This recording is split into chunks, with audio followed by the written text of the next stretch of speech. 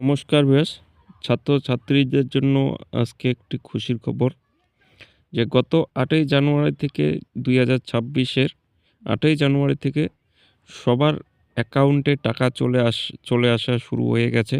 যে স্কুল থেকে যে মোবাইল কিংবা ট্যাব কেনার যে ১০,০০০ টাকা দেওয়া হয়, এই টাকা সবার অ্যাকাউন্টে আসা শুরু হয়েছে।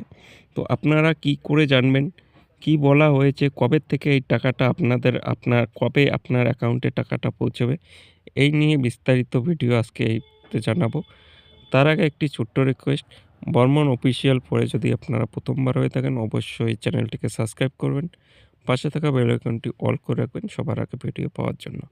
তো চলুন জেনে নেই কি করে জানবেন আপনারা টাকা কবে পাবেন, কত পাবেন? তো চলুন জেনে নিই।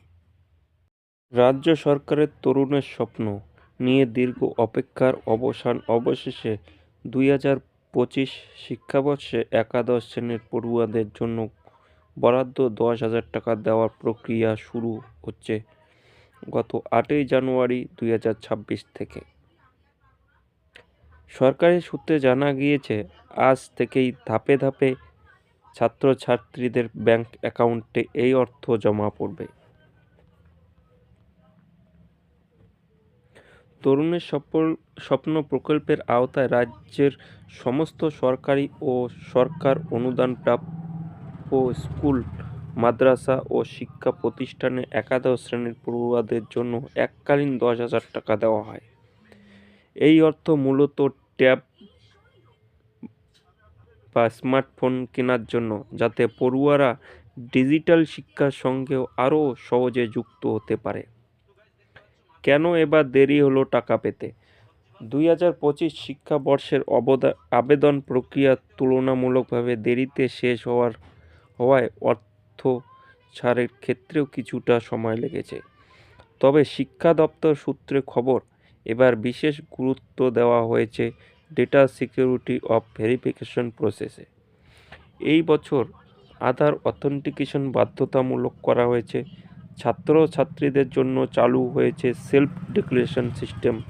পড়ুয়ারা নিজেরাই পোর্টালে লগ ইন করে ব্যাংক ডিটেলস যাচাই করতে পেরেছে। এর ফলে ভুল অ্যাকাউন্ট বা নামের গরমিলে টাকা আটকে যাওয়ার সম্ভাবনা অনেকটাই কমেছে। টাকা কবে ঢুকবে? তরুণের স্বপ্ন স্কিম ২০২৫ পেমেন্ট আপডেট। আজ যেহেতু ব্যাংকের ছুটি নয়, তাই অনেক ছাত্রছাত্রী আজই টাকা পেতে পারে। দিনের বিভিন্ন সময়ে আলাদা আলাদা ব্যাংকের অ্যাকাউন্টে টাকা ঢুকবে, তাই ছাত্রছাত্রীদের ধৈর্য ধরতে হবে। টাকা ঢুকলে ছাত্রছাত্রীদের মোবাইলে SMS আসবে। শিক্ষা দপ্তরের সরকারি নির্দেশ অনুযায়ী ৮ই জানুয়ারি থেকেই টাকা দেওয়া শুরু, অর্থ ছাড়া হবে। ব্যাস উইশ প্রথমে জেলা ভিত্তিক, তারপর স্কুল ভিত্তিক অ্যাকাউন্টে টাকা ঢুকবে। বিগত বছরে বিকেল ৫টার পর টাকা দেওয়া শুরু হয়েছিল। এই বছরেও সেটা হতে পারে। ১ থেকে ২ দিন সময় লাগতে পারে কিছু ক্ষেত্রে ব্যাংকে টাকা পৌঁছতে। তো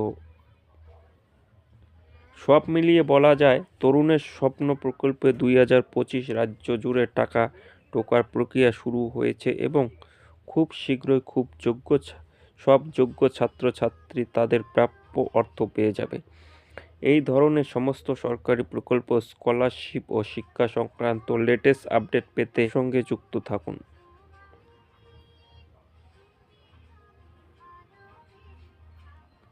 তো এটাই ছিল আজকের আপনাদের জানানো, যে তরুণের স্বপ্ন প্রকল্পটা যে আছে, যে টাকাটা ৮ই জানুয়ারি থেকে দেওয়া শুরু হয়েছে। প্রত্যেক স্কুলে জেলাভিত্তিক টাকাটা ২-১ দিন হয়তো সময় লাগতে পারে।